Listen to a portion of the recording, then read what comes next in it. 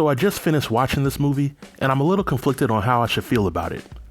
I saw some promising things with the movie, but I was also annoyed with a few things.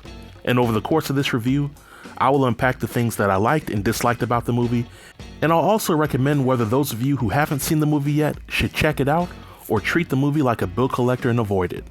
So without any further delay, let's jump right in. The movie, I Hate You to Death, centers its story around the character Trevor. Trevor is a digital creator with dreams of becoming the next Mark Zuckerberg. Trevor has much charisma, he's charming, and he comes off as a God-fearing Christian. But there's just one small problem.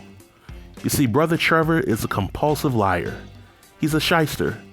And somehow, he was able to marry 3 different women and live 3 completely different lives at the same time without any of the women knowing about each other. Now, how this brother was able to accomplish this for so long, I really can't explain.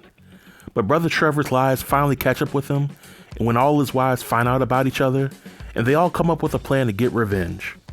Now, once they get that sweet revenge, the movie ends. So first things first, this movie is directed by Chris Stokes, and if you're into Tubi movies, then you know that the movies that were directed by Chris Stokes are either very bad or somewhat entertaining. Now for me, I gotta say that one of the most annoying parts for this movie was the constant time jumps throughout the movie. We as the viewing audience start the movie off in present times, and then every 5 minutes or so, we jump back a few years in the past to see Trevor with one of his wives, then we go back to the present, and the cycle is repeated for much of the movie. I truly believe that the use of flashbacks in a movie can be effective if used in a strategic and sparing manner, but for me, they went well overboard with it. I'll also say that the pacing for the movie kinda dragged for me. The movie is about 1 hour and 40 minutes long, yet the story that they wanted to tell could have been told in less than 1 hour without any issues. In my opinion, the excessive use of the flashbacks kinda made the movie feel longer than what it needed to be. And there was really no elaborate twist in the storytelling for the movie. Now granted, there was a twist when it came to Trevor's motivation for marrying the 3 women, but once the motivation was revealed, the movie became extremely predictable from that point on.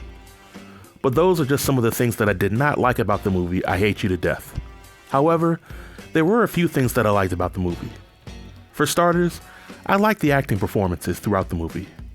Yeah, it's a Tubi movie, but I've seen some Tubi movies where the acting performances were pretty laughable and cringy at best. But with this movie, the acting is consistent and the performances are believable to me.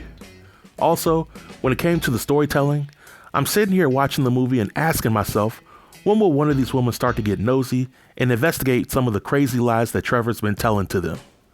Because let's face it, as a man, if you're leaving your wife at 6 a.m. every morning, if you're abruptly leaving her in the middle of meals, or if you're begging her to get an abortion, then I know that the average woman is going to assume the worst and turn into a detective from the first 48.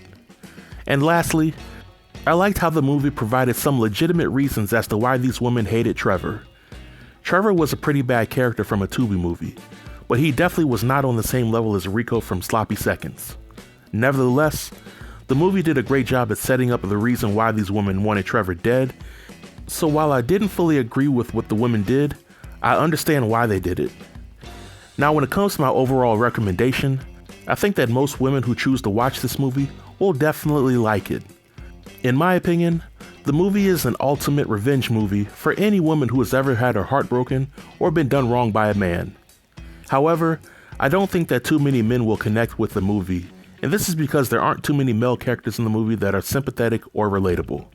So in the grand scheme of things, the movie definitely knows its audience, and to those good people, I think you should check the movie out.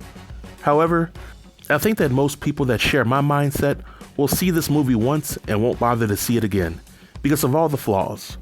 But those are my thoughts about the movie, and this marks the end of the review. If you have any comments about the movie, feel free to leave them below in the comment section, and I'll be sure to reply to everybody. Until next time, stay tuned and stay safe. Peace.